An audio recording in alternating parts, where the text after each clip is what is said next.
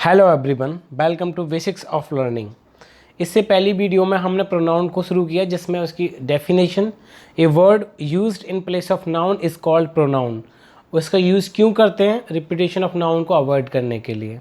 उसके 10 different types: personal pronoun, possessive pronoun, demonstrative pronoun, distributive pronounce, reciprocal pronoun, reflexive pronoun, emphasising pronoun, indefinite pronoun, relative pronoun और interrogative pronoun. सभी के definition और उनके example को हमने शुरू किया था। और आज इस क्लास में हम जो इसका यूसेज है, जैसे कि पहला पर्सनल प्रोनाउन, जिसमें मैंने आपको बताया था पर्सनल प्रोनाउन में जो first person, second person, third person के बारे में जो मैंने लास्ट वीडियो के चार्ट में समझाया था। फर्स्ट पर्सन होता है जो बात कर रहा होता है, सेकंड पर्सन जिससे बात की जा रही होती हैं, थर्ड पर्सन जिसके बारे में बात हो रही हैं। ये 3 डिफरेंट पर्सन हैं। सभी पर्सन का फिर मैंने सिंगुलर भी बताया और उसका प्लूरल भी बताया। सिंगुलर और प्लूरल ये नाउन के नंबर्स होते हैं जो नंबर को डिनोट करते हैं। अगर एक है तो एक वचन सिंगुलर, और एक से अधिक है बहुवचन प्लूरल। उसका सब्जेक्ट, ऑब्जेक्ट और पजेसिव एडजेक्टिव और पजेसिव प्रोनाउन को हमने चार्ट में समझा था। अब पर्सनल प्रोनाउन में हम स्टार्ट करते हैं first person, second person, third person, जिनको पर्सनल प्रोनाउन कहते हैं। ये फर्स्ट रूल की स्टार्टिंग है जिसमें जो पर्सनल मीन्स व्यक्तिगत, प्रोनाउन मीन्स सर्वनाम। व्यक्ति के लिए व्यक्ति, प्रथम व्यक्ति, द्वितीय व्यक्ति और तृतीय व्यक्ति सभी के बारे में दिया हुआ है। एक है इसमें नॉमिनेटिव केस जो सब्जेक्ट को डिनोट करता है, एज ए सब्जेक्ट अगर यूज़ होता है तो, जिसमें आई। और इसका ऑब्जेक्टिव केस जो एज एन ऑब्जेक्ट यूज़ करता है। ये मैंने जब सेंटेंस के पार्ट बताए थे फर्स्ट वीडियो में, इंग्लिश लैंग्वेज वाली में, जिसमें सेंटेंस के पार्ट मैंने बताया था सब्जेक्ट प्लस प्रेडिकेट। सब्जेक्ट में जो हमने बताया था कि जो डिफाइन करता है प्रेडिकेट के बारे में, जिसके बारे में पूरा सेंटेंस रहता है वो सब्जेक्ट। प्रेडिकेट जो सब्जेक्ट के बारे में बताता है। कोई भी सेंटेंस में सब्जेक्ट जब स्टार्टिंग से होता है तो उसमें प्रोनाउन को जब हम यूज़ करते हैं नाउन की जगह, वहाँ आई एक सब्जेक्टिव केस में नॉमिनेट को डिनोट करता है। ये एक सब्जेक्ट है। अगर ये ऑब्जेक्ट के रूप में यूज़ होता है तो मी होगा। सी होता है जेंडर फेमिनाइन के लिए, जो मैंने नाउन में जेंडर बताए थे। मैस्कुलाइन जिसमें मेल डिनोट होता है, फेमिनाइन जिसमें फीमेल डिनोट होती है, और न्यूट्रल जिसमें एक नॉन लिविंग ऑब्जेक्ट होते हैं। कॉमन जिसमें बोथ जेंडर को डिनोट करते हैं। उनके नॉमिनेटिव सब्जेक्ट केस क्या हैं और ऑब्जेक्टिव केस क्या हैं जब वो सब्जेक्ट की तरह यूज़ होंगे। वी यूज़ होगा तो वी की जगह अस होगा ऑब्जेक्ट में। तो इसका रूल फर्स्ट से स्टार्ट करते हैं। Verb is preceded by nominative form. Verb क्या होता है? वर्ब का मतलब होता है हिंदी में क्रिया, किसी काम का करना या होना, इस तरीके का एक्शन होना किसी तरीके से। Verb is preceded by the nominative form of pronoun and followed by N objective case. जैसे कि इसको हम एक्टिव वॉइस और पैसिव वॉइस को के मार्फत से समझते हैं। एक्टिव वॉइस जो एक्टिवली किसी भी स्टेटमेंट को सीधे तरीके से बोलना, पैसिवली मीन्स इनडायरेक्ट तरीके से उसी चीज़ को बोलना। जैसे आई टीच हिम, आई यहाँ पे है नॉमिनेटिव केस और टीच है यहाँ पे एक वर्ब, हिम है एक ऑब्जेक्ट की तरह यूज़ हुआ है हिम। और हिम किसके लिए यूज़ करते हैं? जब आप पढ़ेंगे नॉमिनेटिव केस का ही का जो ऑब्जेक्टिव केस होता है हिम। यहाँ पे जो देखने की बात है ये है कि इस सेंटेंस में आई एक नॉमिनेटिव केस है, टीच वर्ब की एक फॉर्म है, फर्स्ट फॉर्म, और हिम ये एक ऑब्जेक्टिव को डिनोट करता है। ठीक, नेक्स्ट सेंटेंस है इसमें, ही इज़ टॉट बाई मी। अब इसमें ये इसको पैसिव किया, चेंज किया है। सेम सेंटेंस, सेम सेंस है कि वह मेरे द्वारा पढ़ाया गया, मैंने उसको पढ़ाया, मैं उसको पढ़ाता हूँ और वो मेरे द्वारा पढ़ाया गया। He is taught by me, passive case है। अब इसमें समझेंगे रूल 2 के बारे में। If all the 3 persons, first person, second person और थर्ड पर्सन, और 2 out of 3 person come in single sentence, the order is 2 3 1। 2 मतलब होता है सेकंड पर्सन, 3 मतलब थर्ड पर्सन और वन का मतलब फर्स्ट पर्सन। फर्स्ट पर्सन जिसके जो बात कर रहा होता है, सेकंड पर्सन जिससे बातें की जा रही होती हैं, थर्ड पर्सन जिसके बारे में बात हो रही हैं। जैसे कि एग्जांपल है, you, he and I shall study for the exam. अब हमें पता है कि आई और वी के साथ हम सेल का प्रयोग करते हैं और बाकी सभी के साथ हम विल का प्रयोग करते हैं। तो यहाँ पे 2 3 1 का रूल होगा। 2 का मतलब होता है सेकंड पर्सन। सेकंड पर्सन में हम जानते हैं यू होता है। थर्ड पर्सन का जो हमने रूल समझा था, जो चार्ट से समझा था, थर्ड पर्सन में ही, सी, इट, ये सब चीज़ें आती है और दे वगैरह प्लूरल फॉर्म में। तो यहाँ पे ही यूज़ हुआ और फर्स्ट पर्सन होता है आई, वी, तो इसमें फर्स्ट पर्सन आई हुआ। तो अगर कम है तो इस तरीके से ये 3 सब्जेक्ट दिए तो इस तरीके से यूज़ किए जाते हैं। अब शुरू करते हैं rule third. If all the 3 persons, जब 3 पर्सन्स आए तो समझ जाना कि फर्स्ट, सेकंड, थर्ड पर्सन, और 2 out of 3 person come in single sentence and something wrong in talked about और something mistake done by the person have been accepted, the order is 1 2 3। अब इसको समझो। If all the 3 person, first person, second person, third person, और 2 out of 3, या first से third भी हो सकते हैं, 2 थर्ड भी हो सकते हैं, या तीनों में से 2, ठीक है, कम इन ए सिंगल सेंटेंस, एक ही सेंटेंस में आते हैं, and something wrong is talked about, और किसी गलत चीज़ के बारे में बात की गई, एक मिस्टेक के बारे में बात की हुई है, और some mistake done by the person, या कोई कुछ गलती कर दी गई है किसी भी पर्सन द्वारा, या फर्स्ट, सेकंड या थर्ड किसी भी पर्सन द्वारा, हैज़ बीन एक्सेप्टेड, द, फिर ऑर्डर होगा 1 2 3। It means a negative sense में, वो पॉजिटिव सेंस के लिए 2 3 1, नेगेटिव सेंस के लिए 1 2 3। एग्जाम्पल कि I, you and he have made a mistake. अब इसमें फर्स्ट पर्सन आई है, सेकंड पर्सन यू है, थर्ड पर्सन ही है, as simple as that. Rule 4, if pronoun are in plural form. मैंने बताया था कि प्रोनाउन सिंगुलर फॉर्म में भी बताया था मैंने और प्लूरल फॉर्म में भी बताया था। और प्लूरल सिंगुलर ये नाउन के नंबर्स होते हैं जो नंबर्स को डिनोट करते हैं। जैसे कि जो फर्स्ट था, फर्स्ट पर्सन में सिंगुलर आई था और प्लूरल वी था। सेकंड पर्सन में सिंगुलर और प्लूरल दोनों यू था। थर्ड पर्सन में सिंगुलर ही, सी, इट था और प्लूरल फॉर्म में दे था।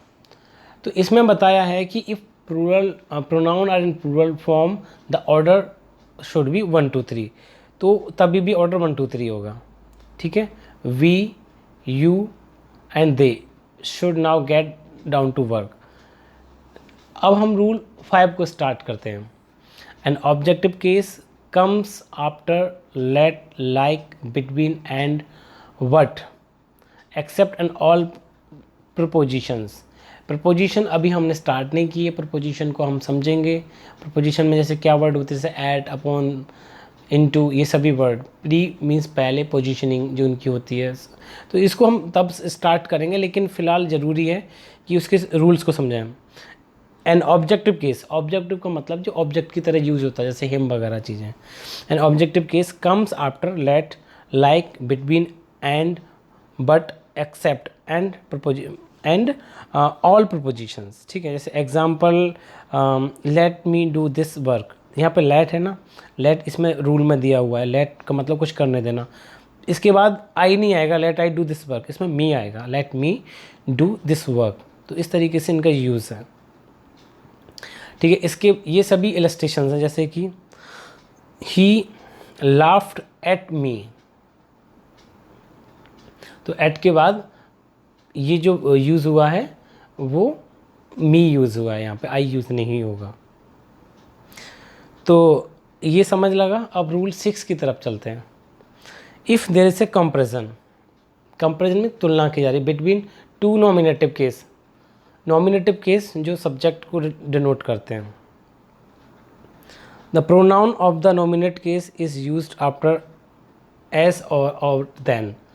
जैसे कि he is as faster as me, ये इनकरेक्ट होगा यहाँ पर, क्योंकि ये नॉमिनेटिव सब्जेक्ट के बीच में कंपैरिजन है। तो he is as faster as I, वो उतना तेज़ है, fast, he is as fast as I, तो वो उतना तेज़ जितना मैं, ठीक है। तो इन चीज़ों को समझने के लिए ज़्यादा ज़रूरी है कि कहाँ पे नॉमिनेटिव केस यूज़ होना, कहाँ पे सब्जेक्टिव जो ऑब्जेक्टिव केस यूज़ होना है।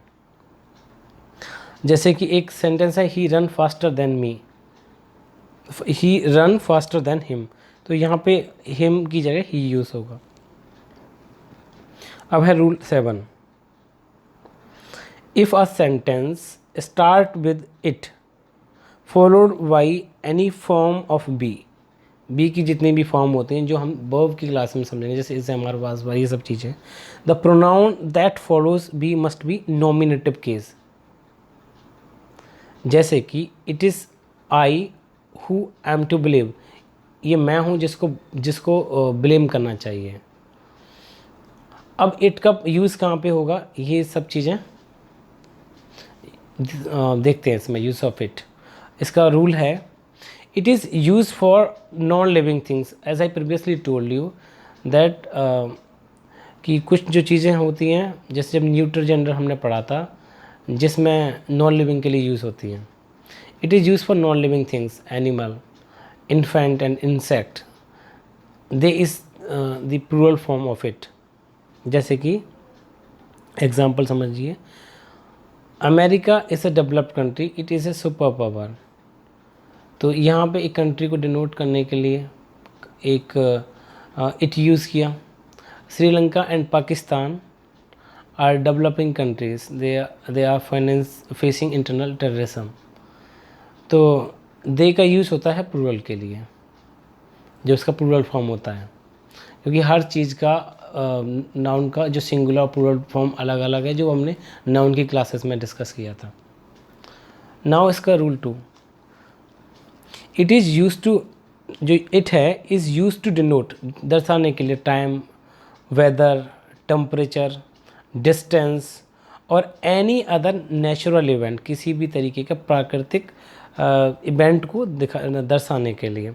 It is sorry, it is use only as introductory subject, ये एक इंट्रोडक्टरी सब्जेक्ट की तरह यूज़ होता है जो इंट्रोडक्शन देता है। In this case it is called empty, ठीक है, एम्प्टी, खाली रहता है क्योंकि इसमें कुछ उसका सेंस नहीं निकलता।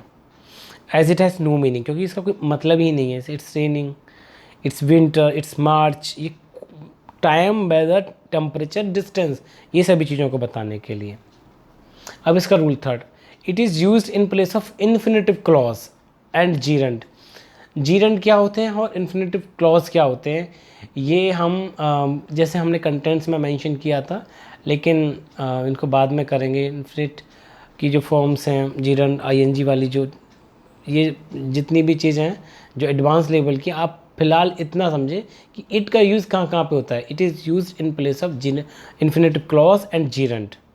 जैसे कि it is easy to solve it, 2+ first form समझना यहाँ पर। It is said that virtue is its own reward, ऐसा कहा जाता है कि सद्गुण का अपना खुद का एक रिवॉर्ड होता है।